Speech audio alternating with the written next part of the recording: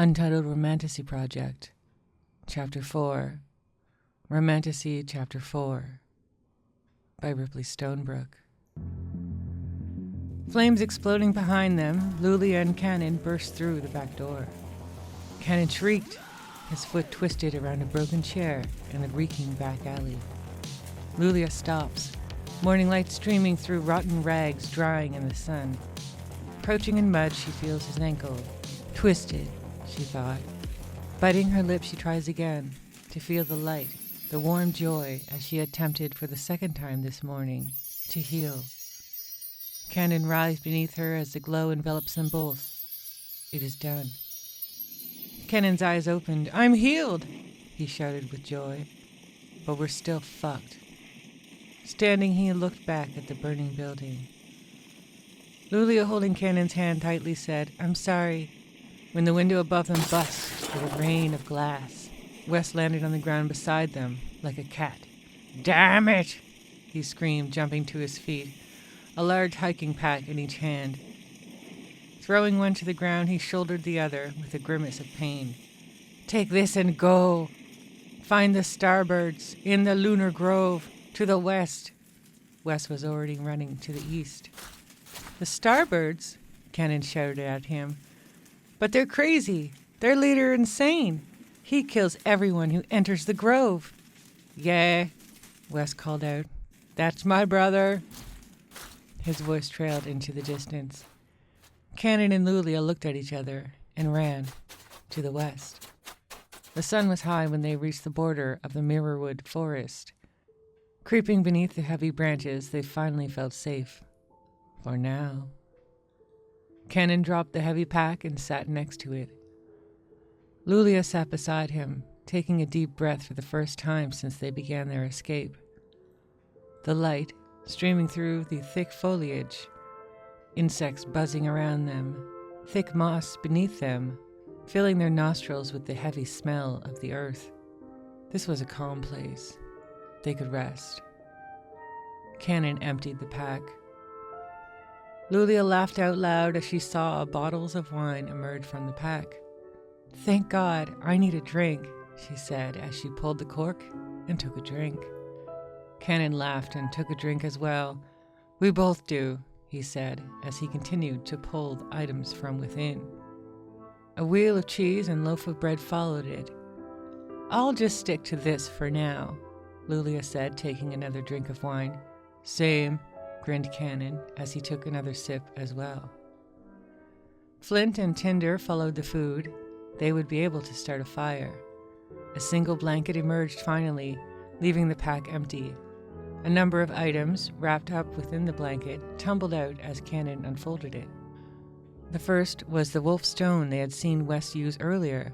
It made them feel much safer if they were found, by either the town guard or the starbirds. The second was another stone. Cannon turned it over in his hands as Lulia looked on. "These look like stars," Cannon said, his fingers tracing the pattern. "And this," he said, pointing to an arrow, "seems to be a direction." "It's a map," Lulia said. "To the grove."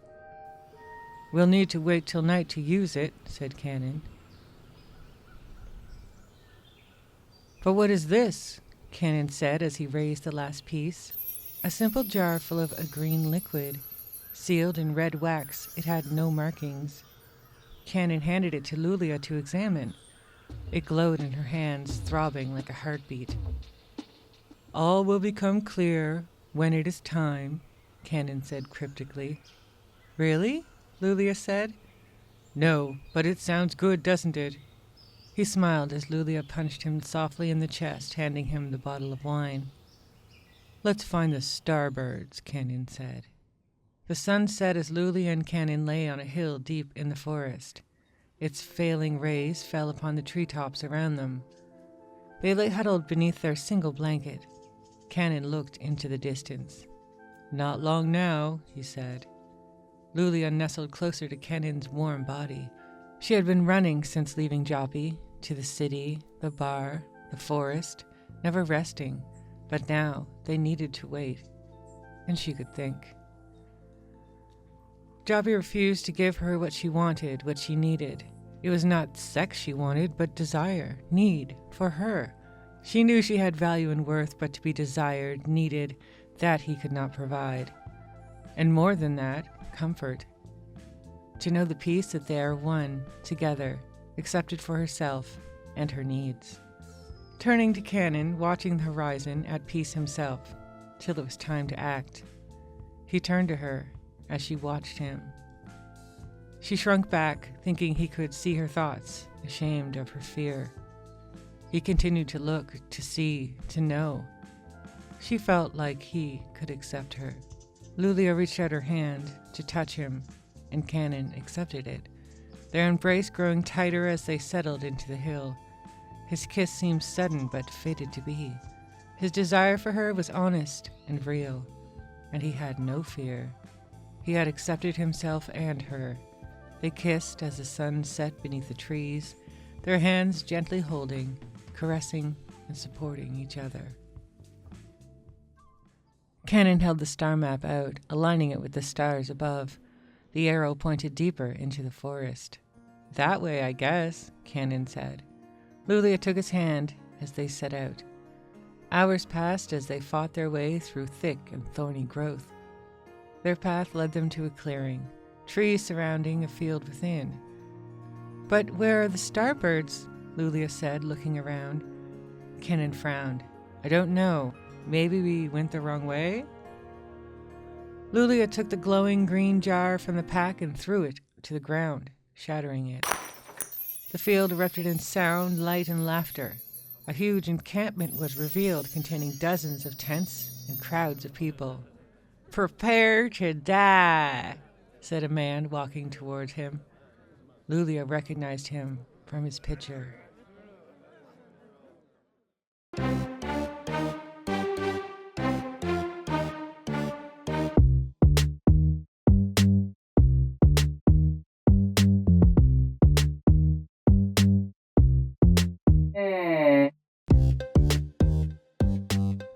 Hello, bonjour. I am Crandall. Welcome to the podcast that answers the question, if an infinite number of monkeys will write Shakespeare, what can a few dozen monkeys do? This is an interactive podcast, the ultimate writing prompt. And together, including you, we are going to write a story. 10 chapters. And this season's genre is Romantasy. In this episode, we will be asking you to write chapter 5. And if you say, I don't know what to write. What? Don't worry. We have a brainstorm. It's coming. I can feel it. So this week, Ripley Stonebrook, friend of the pod, wrote the chapter. It was pretty cool. So how's your summer going? Is summer your favorite season? Are you one of them summer people? Speaking of summer, our guru this season is Georgia Summers. Let's hear her guru tip now. What action do you want to focus on? It can be tempting to have a romantic moment where your characters get very physical, with a lot of actions on the menu. However, it is worth slowing down to consider what you want your reader to focus on.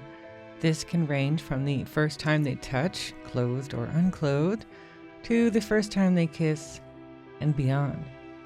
Furthermore, what does this singular action mean for those characters? Perhaps for a character who's used to physical touch, a kiss could be casual comfort. Or for a character unused to touch, this could be more nerve-wracking. Thank you, Ms. Summers.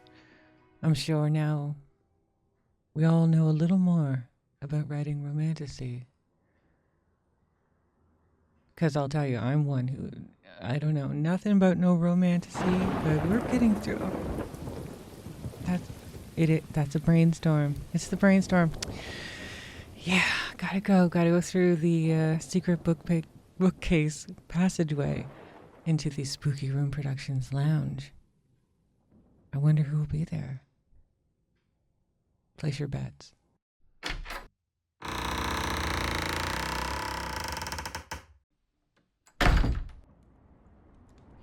And here we are in the Spooky Room Productions lounge, and over there I see Vulcan, the beautiful man cat, and also it's Ripley Stonebrook. But Vulcan's going to do all the talking today. Okay. Toy, I'm a chicken twip. He is a chicken strip. I'm a chicken twip. Yeah. How are you doing today? Oh, Vulcan's rubbing up against my microphone. Well, he's trying to tell you how he's doing today. You asked, and he answers. Vulcan. Okay, he's knocking it over. That's fine. No, he wants to be cool like his now brother. he wants to sit on it. Exactly. He's like, everyone talks about Hermes, and Hermes fucks it up. What about me? Mm-hmm. No, well, Hermes is being nice, and he's singing his box right now. Yeah, he likes that. Anyway, how are you doing? I kid. Another week is over, and I can do my thing here. Yeah. I don't know if you can hear that, but that's me doing my thing, cracking a chili. You mean Popping a chili. You mean popping a chill? Popping a chill, cracking a chilada. There you go. Crack them chiladas, everyone. Okay, anyway. You know what I was thinking? The only difference between a ghost video and a telekinesis video is that someone is like giving the craw. Which one is the graw? The claw. Oh, the craw. The hand. Mm-hmm. Where they're like... Yeah. Otherwise, it's just a ghost their video. eyes are throbbing and bulging. And yeah. That's the only difference. Maybe those people that are making the craw are really just telling a ghost to do something. I mean... I guess this is something to investigate. Special investigation on because both those your things Patreon. are real. Exactly, obviously. Anyway. Oh, you guys should all buy into our Patreon. Though. It's Ripley Stonebrook on Patreon. Just get in there. Oh yeah, the rule book's up there early. The pre-rule book, it's there. Check it out. I'm not on the Patreon at all. Just you said hour, and I don't want people to be like, "Oh, good." It is also for this podcast. This? You don't get any bonuses from the podcast, but money goes to us. So if you want to kick a little something in for the podcast, you join that Patreon. There you go. You join the Patreon. So this chapter 4, you wrote, Ripley. How did it feel to write? Oh, I had to write again. It's fine. Good. It's good. You whacked that thing out because I already had that amazing brain fart beast. Beast yeah. fart. What is it called? Brainstorm. Rainstorm. So you just follow the points. You fill it all out. You get there. You get there. Yeah, it's very easy. And I like the ending because I recognize you from your picture. Yeah, that was a good ending. And that's where you right from the back forwards, and I was like, I just want to hit that picture at the end, and there you go. You did it. Mm-hmm. You nailed it. And it made something a little touch, a little romantic in there. There was. They had a little jokey laugh moment, and they. Yeah. And it was. And they cuddled under a blanket. And Dondry really saw her, really felt her, Yeah. Yeah. So for this chapter 5, we do the full beat of beat 7, It Was You All Along, and the half beat of beat 8, What's That? So I'll read the beat of number 7, All right, then. It Was You All Along. Mm-hmm.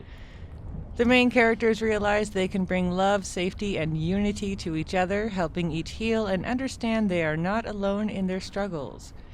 Main Container 2 acts as a supportive counterpart, making Main Container 1 feel secure.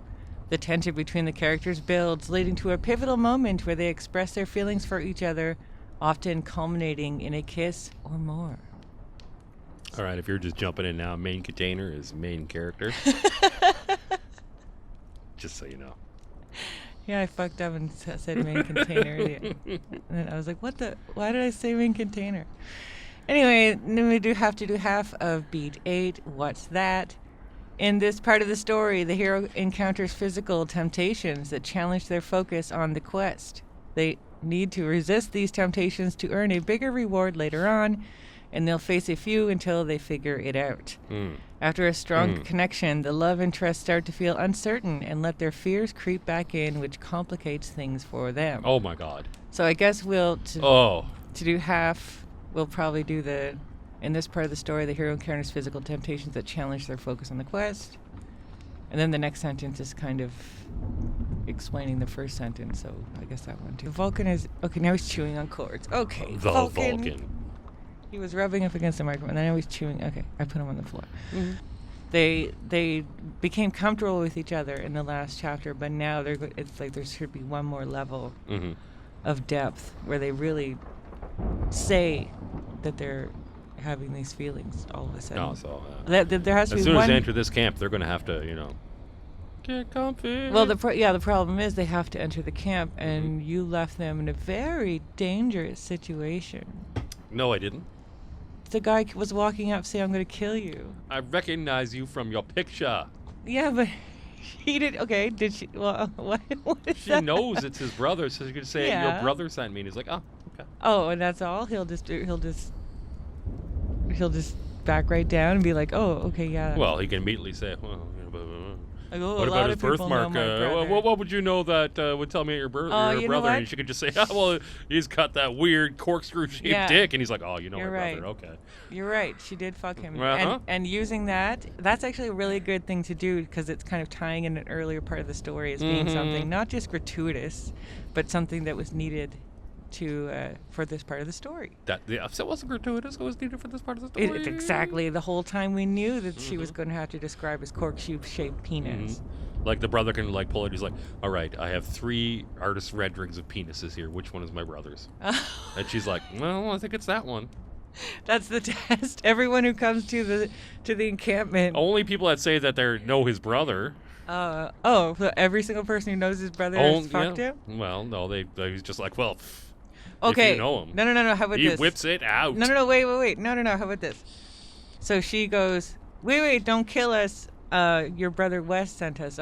We know your brother. And then he goes, lots of people know my brother. He's a fucking bartender. Yeah, and he then fucks. she goes, yeah. but no, listen. And then she goes, well, actually, I fucked him or whatever. Or we were more intimate or we were, what I mean, something like that.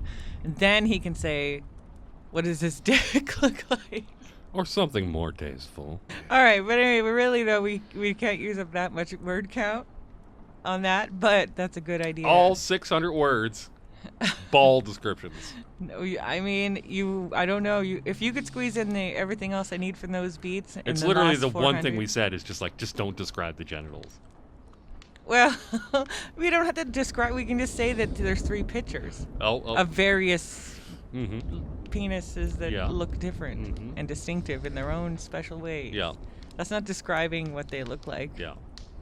Anyway. So the point is they get in, okay? The guy doesn't kill them. He's like, oh, you did fuck my brother, so I guess you... You did. You did fuck my brother. Him, didn't you, Blanche? You fucked my brother. Didn't ya? You fucked him, Blanche. Right in that dirty chair. Anyway. I love that movie. So good. We're talking about whatever happened to Baby Jane. Oh, you actually did a short of that. Haven't seen it. Yes, it's a really good movie. It's just fun. It's a fun movie. All right, so enter the camp. Yes, they're and then he's all like, okay, Dick, yeah, you're in.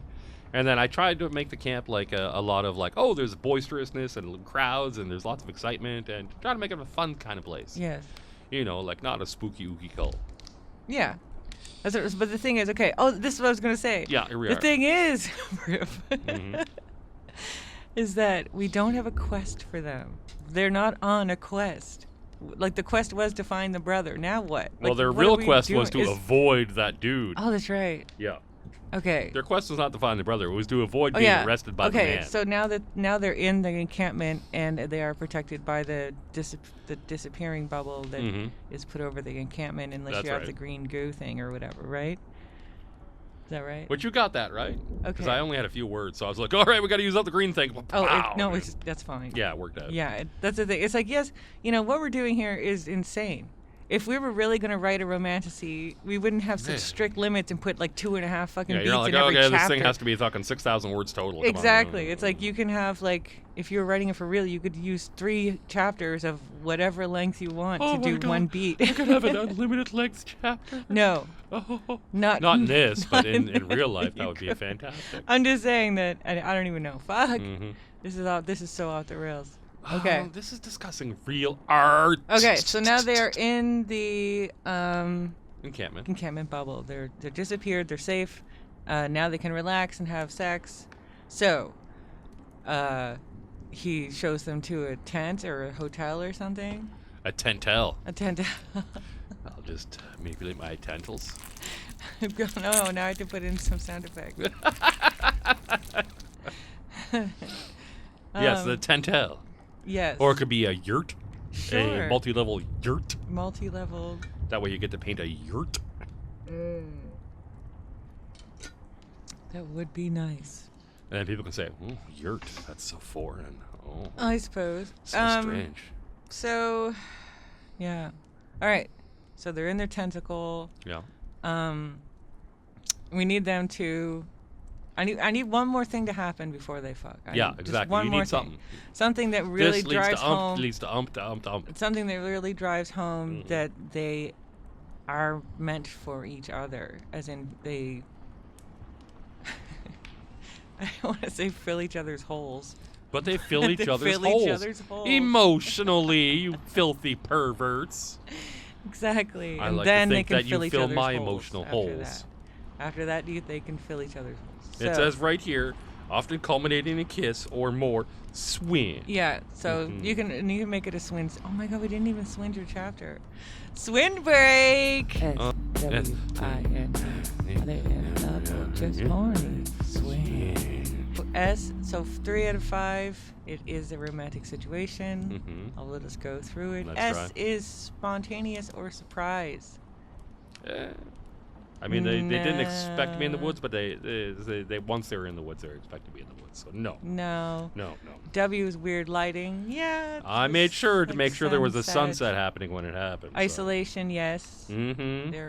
They're trying to be alone. And Nature, yep. they're definitely alone in the forest. Yep. And dancing or at least music. No, but Nope, that's sorry. fine because they already got 3. Bunkity bunk. That's why I made it happen at sunset. There you go. Mhm. See, everyone, it makes everything more So romantic. easy to make a if you- SWIND. All you I'm just gotta telling do. you. Mhm. And this works in real life too. You're like, I don't know. She says she wants romantic. I don't know what to do. Just work the SWIND, baby. What Swindle you her. do Swindle is you get her. yourself a fucking strobe light, all right? No. And then you tape some fucking flowers to that strobe light, all right? So No. that's halfway there. Then you get some oomph music.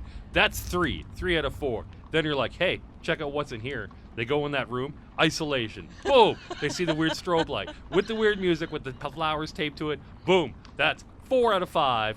And It then is- once they start dancing with you to that amazing music, boom, 5 out of 5. SWIND. That girl will do you. Here's a tip. Don't have anything that the woman can see that looks like duct tape or zip ties, anything like that. When Zip you ties when you are- lock her in the room, don't with the lights and the weird music and say, hey, look what's in here. And then you lock Hey, her in what's a in room there, with huh? the strobe light and weird music. Just she may feel a little, I don't know. Should we actually Ripley SWIND your chapter as well? No, it's all right. Okay, You know, I should have Ripley SWINDed it, but I went with basic SWIND. that's fine. And Ripley SWIND, I'm just going to say them real quick, is shock, Shock. weird touching, isolation, Still. nudity, and dick. Dick. So, That will get you what you need. I guess. Anyway, Nothing okay. good, but what so you need. they're in their tentacle. We need them to have one moment of, let's say so they're in the I tentacle. do feel like they need something before they get in the tentacle, though, right? I suppose. Or like we need something to show something. To Okay. show the Okay, situation. fine. All right. So they're going to the tentacle. Someone from the group stops them and he's all like, "Oh, like I know you're Cannon Daughtry and I don't like you or something." Oh, no, I got something better, What? if you don't mind. No, go. If you're committed, you can do it. I'm absolutely not. All right, so, all right, they're going to the thing. Obviously, the brother's going to be leading them. Someone will come up and say something to the brother that insinuates what the hell's going on in this camp. He'd be like, blah, blah, blah, blah, about the blah, blah, blah. And he'll be like, oh, whatever culty thing they're doing. He can start leading them in, leave a little nugget there for what the hell they're doing in the middle of the woods. You know what I mean? So maybe something like the guy will come up and be like, "Oh, like when is the tent the." When's the tentacle rape happen? No. Oh, are they getting let in right now? Yeah, okay, something like that. Maybe like, No, oh, I don't like like that. are these the sacrifices? And they'll be like, what? And he'll be like, no. No, I think it more like, like, oh, tonight's the night and blah, blah, blah, with the stars aligning and da-da-da-da-da-da. Something like that. So it'll be like, so you could drop a little nugget there, and then when it happens later, you're like, oh, they knew what they were fucking doing. And Okay. They don't know what they're fucking doing. They're just dropping a little nugget there. Okay, so you Which drop, is what all writing is. So you drop a nugget. Drop a little nugget, bonk. Okay, but that doesn't really tell me anything. That tells me what's going on at the camp, so that's cool. Yeah. But now we need something to happen. One person's got to do something. Stick up for the other person. Well, maybe they are given a task. Maybe it's a silly task, but it's a task nonetheless. He's like, I got to go and do this. I need you to go do this in the tent. And that gets them into the tent. Is he like... And then he locks the door, and then there's a strobe light and weird music. I mean, if his wingman came and he's like, I need you both to go in that tent there and turn on this strobe light and start dancing to this music for no reason at all. I don't know why you think a strobe light's romantic. I don't know. It's weird lighting. It's not romantic. It's weird lighting. I'm following the rules. I guess. Mm-hmm. All right, anyway. It could be one of those flicker candles. And you're like, oh, flicker candle. Oh, that's kind of sassy. It's fine. We don't need... It's fine. But something, anything to get, Okay, them, get them in the tent. so it's like, you go in the tent and set this up for me. And, Okay. da-da-da-da. Okay, how about this? They're on their way to the tentacle. The guy comes up Yeah. and says, leader, we need your help setting up the thing for the star thing tonight. Mm-hmm. He's like, actually, I'm doing this. He's like, no, it's just like, really actually need you. It's like, whisper in the ear. And then he's like, oh my God, okay, well, I do have to go do this. Your tentacle's right there. Mm-hmm. You know. Because otherwise, why would you just be like, and take this tent and I'm going to fuck off for no reason? He does need a purpose. So there you go. Yeah, that ties in everything. That's why my works. subconscious is like, something has to happen. And it's because it needs them for it to fuck off so they can have their little sex scene. And plus that. Otherwise, it could be like, where's my fucking brother? What's going on? Da-da-da-da-da. Yes. So, so they go into the tentacle.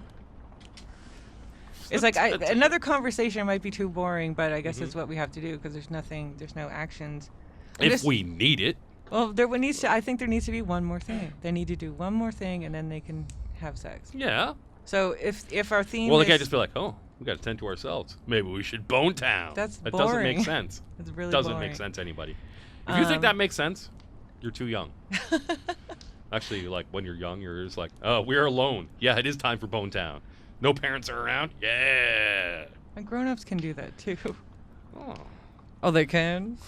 You're right, there are no grown-ups around except for us. Yeah, there are no grown-ups Oh, wait, here. we're the grown-ups. Shit. Ah. Oh, fuck. Forget it, it's fine. Damn it.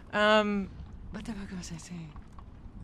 Oh, yeah, okay. They need something to do. Yeah, so they go in the tentacle. Yeah.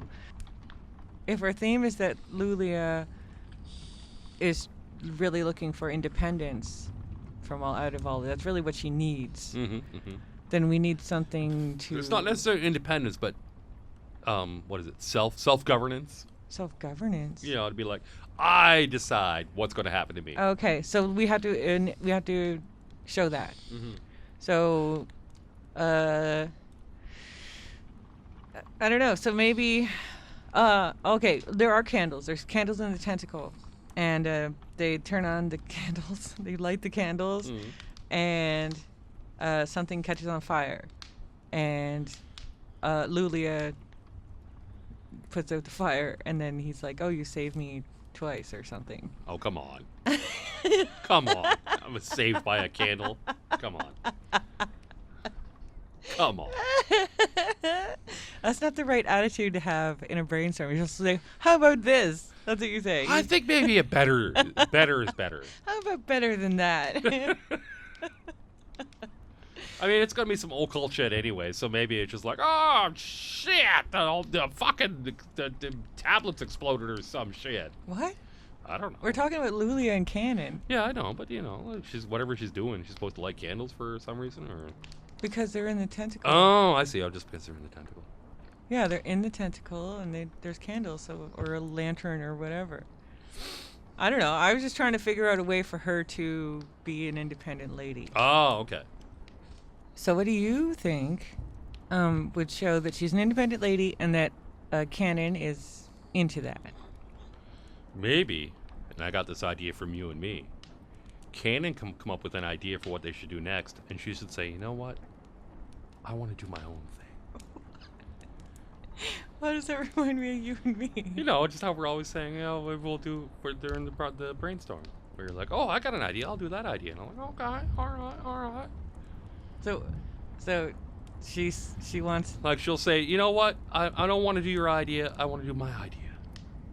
Or just like, I left the town to go do my own thing, And I don't want to follow you to go do whatever plan you have. I want to go and do my plan. Okay, so let's say that they're in the tentacle, and he starts talking about where are we going, and he's like, you know what, I have this. Well, what if we do this, and this? We can go here. I know this guy here or whatever. And then she's like, I don't want to do your plan. Maybe she's just like, you know what, I kind of want to just find my own way. I'm gonna go here. If you want to come with me, cool. Okay. I would go with that. No, that's fine. Okay, so then they have their sex scene, And then he'd be all like, you know what? Yeah, let's just do that. Like, plans haven't worked so well so far, so let's just do your thing. You're right. Sure. Yeah.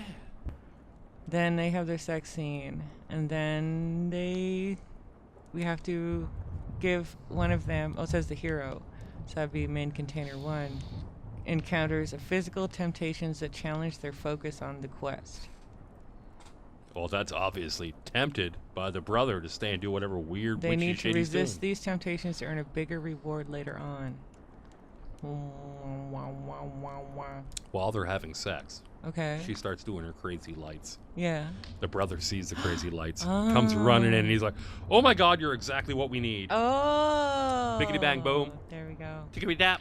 And that's the end of the chapter. And he's just, well, then what plays out is just what you just said, where she's just like, no, I'm not going to do that. No. Oh, so so she says, no, I'm not going to do your plan to Cannon, and then no, I'm not going to do that plan to Wes's brother. Yeah, exactly. She's got to turn that down for something later on, where she's just like, I know you have plans for my powers, but I have plans for my powers. It's called me being an independent woman, doing my own thing and not being controlled by men.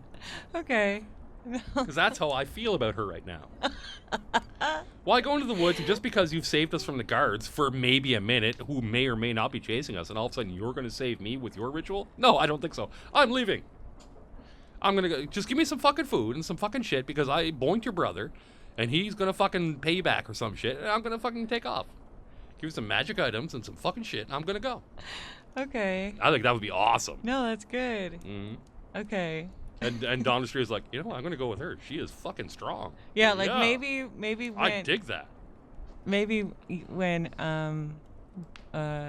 she says no, I'm not going to do your plan, Cannon, earlier before they have their sex scene, he goes, well, okay, that's cool. You be you and I'll do me, and if our roads path, blah blah blah.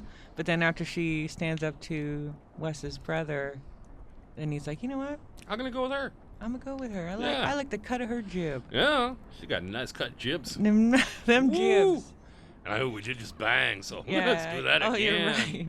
I mean, we could also try to work it both ways and find out what Cannon needs and how she can fulfill what he needs, but generally it's fine, I think. For all we know, that's literally the topic of the next chapter. Because we don't read ahead. No, we don't. So maybe that'll happen next chapter. Okay. All right, that's good. I think that's pretty good. That's fine. This I think is some good brainstorming. we did it all. Yeah, we need you to give people inspirational speech. Oh, me? Yeah. All right, now, I had to write something. Do you guys know what happens when I have to write something? I don't write stuff for the Concordia game. That's right, that's another day of not writing or doing illustrations for the Concordia game. So if you write stuff for this podcast, you get your Concordia shit earlier. That's right. Oh my God. Yeah, that is pretty good. And also, if you want us all to be like, oh, you know what? I don't have to go to work every day and slave for the man. I can just sit around making stuff for you to watch. That'd be nice. So you should go to the Patreon. That'd be cool. Wow, that was really convincing. I think that's really going to work. People. You think that's good? Yeah, they're going to feel bad for you. Be like, oh man, he does have to work for the man. Like, if I want more free shit from these guys, I'd better kick a couple of bucks on the Patreon. Ripley Stonebrook, and it's hard to find, so you got to go to our website, spookyroomproductions.com. Check it out. Yeah, now you have and it'll lead you to the Patreon. So now you get to plug your stuff and tell them where to go. What, my amazing Concordia role-playing game? Did you get a drive-through RPG? If you type in Concordia, it comes right up. Bong! Bong! Bong! Bong! And, you can download all that shit for free. It's all free right now until the rulebook comes out, and that's going to cost you money unless you're on the Patreon, in which case it will be free. Yeah, when you're on the Patreon, you get all my shit for free. Oh my god. Oh no! I can't believe it. And you Blowing get the my newsletter. mind. There's like 3 newsletters out now with free rules there that only you can get on the Patreon. No. Amazing Secret Concordia rules? stuff. And another podcast that I actually update, unlike Monster Vault. Because I'm required because of Patreon. I should stick Monster Vault on Patreon because that actually forces me to do it. There Anyway, you go. Monster Vault is coming. Brendan Fraser, the Mummy. It's gonna happen at some point. Yay. Maybe record that next week. We should do that. Anyway, I'll do that. whenever this comes out, don't pretend you're gonna hear it soon. Anyway, the Mummy. Okay, bye. All right, don't let the door hit you on the way. Oh, fuck you, man. But it's a secret passage. It's tricky. Yeah, it's tricky. All right.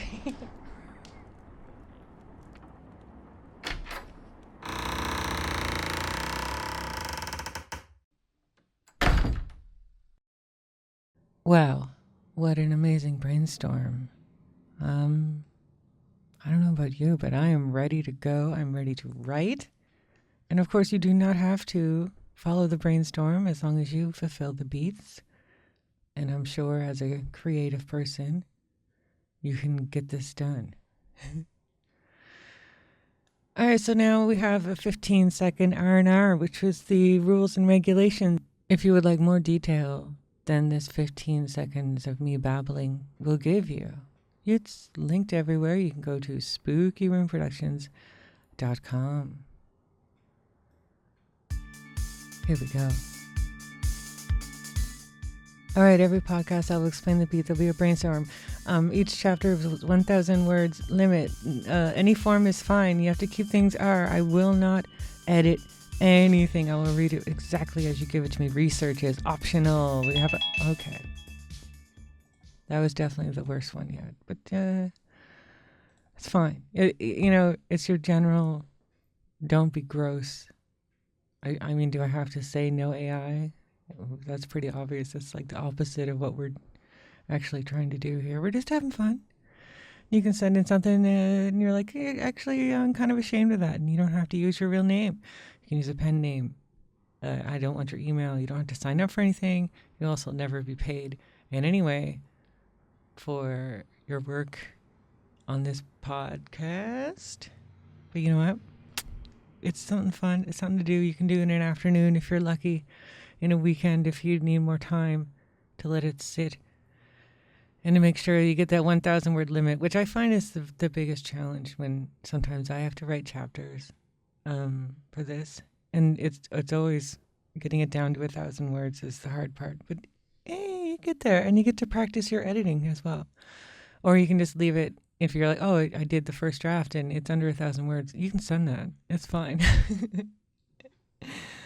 Anyway, thank you for your attention. And now, as we wrap up the podcast, let me just give you an author quote. Lorraine Heath says, "Yet we never doubt that the hero and heroine will live happily ever after, because for a short time we have the privilege of traveling with them as they share their darkest moments and unravel their deepest secrets." Thank you, Ms. Heath.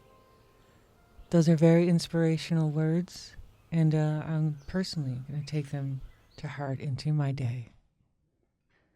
All right, so submissions close on July 23rd, 2025. The next podcast will drop on August 3rd, 2025, hopefully with your chapter. Wouldn't that be fun? It's like life's hard and life stinks, and at least if you spend a couple hours working on this, send it in, there's a chance you could have a laugh. You could feel a little thrill. Yeah, so submissions close on July 23rd, 2025, so get it in there. Everything is linked everywhere. Or you can just go straight to spookyroomproductions.com and navigate the website. I'm sure you know how to do that. I am Crandall Monk on YouTube, and I have TikTok now, so I have one thing on there. Enjoy. Also Crandall Monk. So remember, everyone, everything, remember that it's better to finish something than to give up on everything. You know what I mean. Let's go.